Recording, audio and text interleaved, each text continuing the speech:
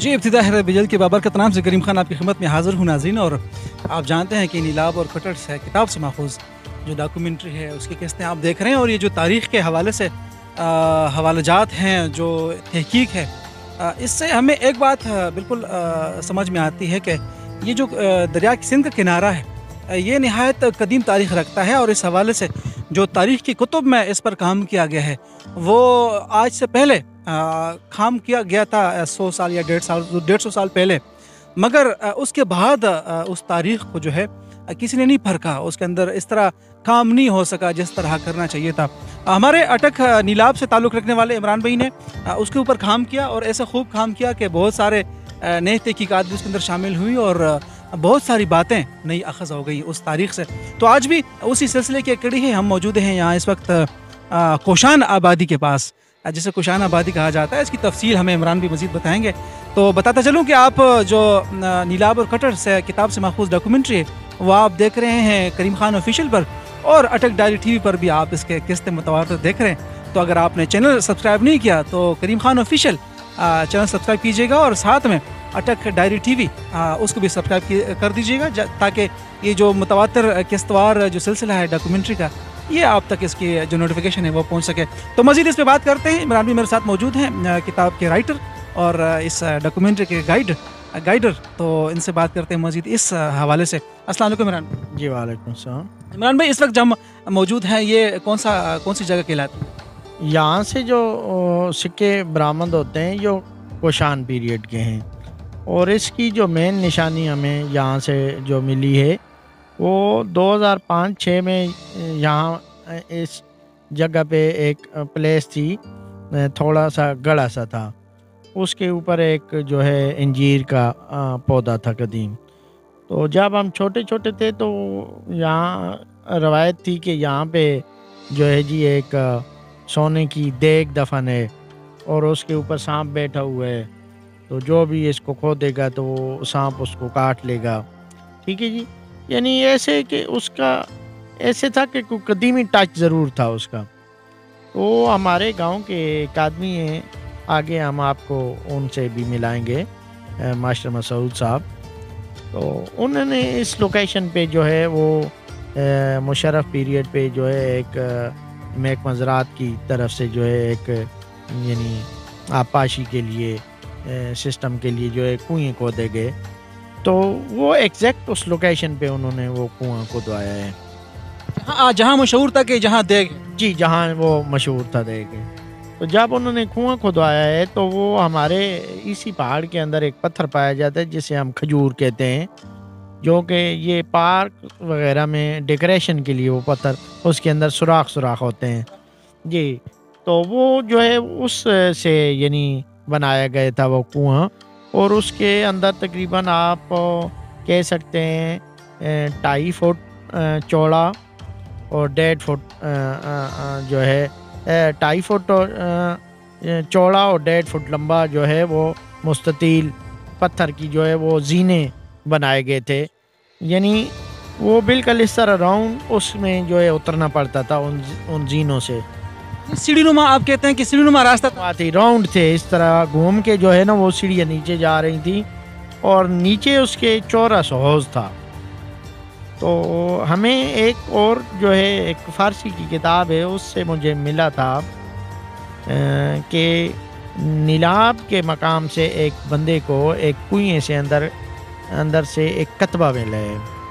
یہ کب کی بات ہے جب آپ تحقیق کر رہے تھے؟ نہیں, یہ جو برٹش پیریڈ کی بات ہے, یعنی وہ فارسی کی کتاب میں جو ہے وہ مجھے ملا ہے, وہ اس کی روایت جو میں نے اپنی کتاب میں دی ہے, اور اس مزید اس کتاب میں بھی اس کی ڈیٹیل آئے گی. تو اس سے ہمیں جو ہے بالکل ایگزیکٹ جو ہے پتہ چلا ہے کہ کون بندہ یہاں پہ حکمران تھا. ٹھیک ہے جی, اور کس کی طرف سے وہ تھا.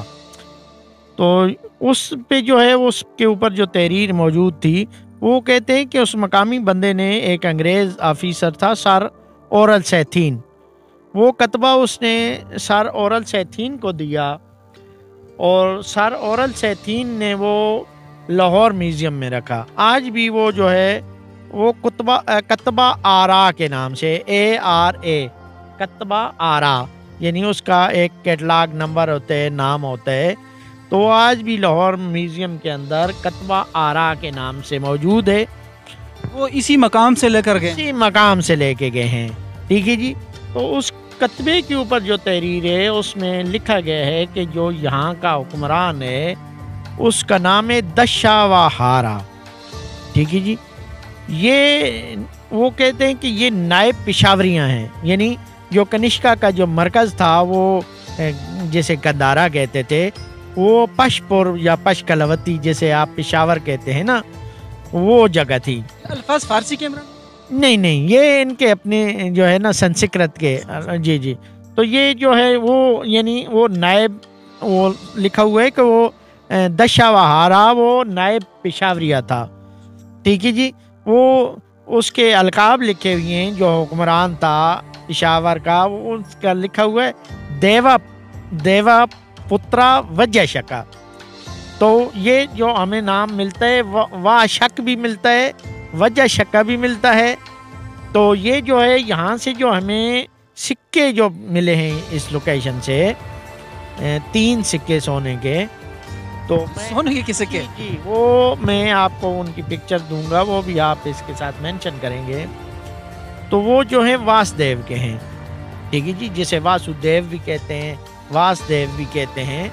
تو یہ اسی کا آپ سمجھ لیں کہ جو ان کا مین بادشاہ گزرا ہے کنشکا, یہ اس کا پوتا پڑپوتا تھا. یعنی یہ بدھ مذہب سے تعلق رکھتے تھے. اور یہ جو واسدیو کے ٹائم پہ واسدیو جو ہے وہ ہندوازم کی طرف کنورٹ ہو گیا تھا. تو یہاں میں آپ کو ایک اس جگہ پہ بھی لے کے جاؤں گا جہاں پہ آگے بدھا کے سٹوپا ہیں.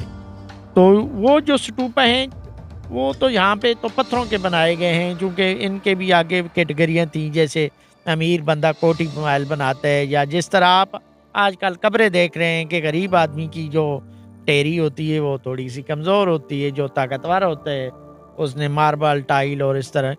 تو وہ میں آپ کو وہ سٹوپا دکھاؤں گا, وہ جو بدھا کا قبرستان ہے. ٹھیک ہے جی. وہاں سے باقاعدہ آپ کے گاؤں کے لوگوں نے کھدائی کی ہے. وہاں سے جو ہے مٹی کا برتن برآمد ہوتا ہے. وہاں سے بھی کچھ سکے برآمد ہوئے ہیں یا صرف مٹی کے برتن برآمد؟ وہاں پہ جو برآمد ہوئے ہیں وہ مٹی کے برتن ہوئے ہیں, اور راکھ تھی ان کے اندر, اور ان کے اندر موتی تھی جس کے لیے وہ آپ کے گاؤں کے لوگ کھدائی کرتے ہیں. وہ تقریباً کسی برتن کے اندر 25 موتی ہیں, کسی کے اندر 30 موتی ہیں. ٹھیک ہے جی. اس طرح جو ہے نا وہ یعنی وہ ان کا پہناوا تھا, ان کے زیور تھے, وہ جو استعمال کرتے تھے وہ اسی کے ساتھ دفن کر دیتے تھے. اور یہ جو کھدائیاں کرنے والے ہیں وہ اس لیے کرتے ہیں کہ وہ ان کو مل جاتے ہیں اور مارکیٹ میں جا کے سیل کر دیتے ہیں. بالکل جی. یہ جو سلسلہ ہی آگے چلتا رہے گا کافی آباب. بلکہ ہم یہ قصے بھی سنا کرتے تھے بچپن میں کہ جناب فلاں جگہ اس طرح کوئی کھنڈرات وغیرہ ہوتے تھے, تو ہم اس کے بارے میں سنا کرتے تھے کہ جناب اس جگہ پہ جو ہے وہ کسی نے کہا ہے اہل علم نے کہ جناب یہاں پر دیگ ہے, یہاں پہ کوئی ایسی چیز ہے کہ اس کے اوپر دولت کے اوپر سانپ بیٹھا ہوا ہے, اور اگر آپ وہ جائیں گے تو وہ آپ کو کھا جائے گا. اور سانپ بھی کوئی عام سانپ نہیں, وہ ازدہا کا نام دیتے تھے کہ جناب ازدہا ہے اس کے اوپر. تو یہ وہ سلسلے تھے جہاں پر یہ چیزیں تاریخ سے وابستہ تھیں.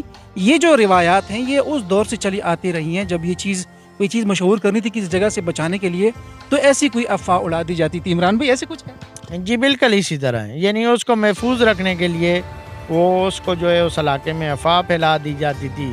کوئی ایسی عمارت ہے تو کہتے ہیں جی یہاں پہ بھوت پریت ہیں یا صاحب ہیں, تو وہ جو عام لوگ ہوتے تھے وہ ان کے قریب ہی نہیں جاتے تھے, تو اس پہ تحقیق نہیں ہوتی تھی. تو بالکل یہ جو آبادی ہے اس پر موجود ہیں اس وقت, اور یہاں کچھ آپ نے ویژول بھی دیکھے ہیں جہاں جو بقیات یہاں پر پڑی ہیں اس آبادی کے حوالے سے.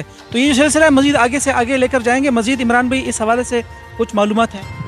جی وہ ہم نے آپ کو پہلے وہ دوسری آبادی بھی دکھائی ہے. وہ جو لوگ تھے وہ اتنے سٹیبل نہیں تھے. ٹھیک ہے جی. لیکن یہ جو لوگ ہیں یہ کافی سٹیبل اور مہذب لوگ تھے, جو یہاں کھدائی سے 5 فٹ نیچے ایک دن میں آیا ہوں. تو وہ کہتے ہیں جی کہ یہاں پہ لوہے کا فرش ڈلا ہوا ہے. تو کہتے ہیں کہ یہ یہاں قریب ترین کہیں لوہا ہے. تو میں نے ان کو بتایا کہ وہ سامنے جو ہے وہ فیر کلے مٹی ہے, اس کی کانیں, اور اس سے جو ہے لوہا بھی برآمد ہوتا ہے. جی اس سے اندازہ ہوتا ہے کہ جو آبادی تھی یہ ذرا اس وقت کے تگڑے لوگ تھے. جی تگڑے لوگ تھے. یعنی اگر آپ دیکھیں کہ وہ ان لوگوں کو اس وقت بھی یہ کنسیپٹ موجود تھا جس طرح آج ہم چپس ڈالتے ہیں، ماربل ڈالتے ہیں، تو کئی لوگوں کے ابھی بھی کچے مکان ہیں. تو یہ اس سے پوزیشن سے سمجھ آتی ہے کہ یہ اس وقت بھی سٹیبل لوگوں میں تھے. لوگوں میں تھے. بالکل جی، یہ سلسلہ آگے مزید بڑھائیں گے اور آج تک کے لیے آپ سے اجازت لینے کا وقت قریب ہے. عمران بھائی مزید آگے انشاءاللہ اس پہ مزید بات کریں گے آپ کے حوالے سے. جی انشاءاللہ. تو میں شکریہ ادا کرتا ہوں کہ آپ نے آج ساتھ دیا.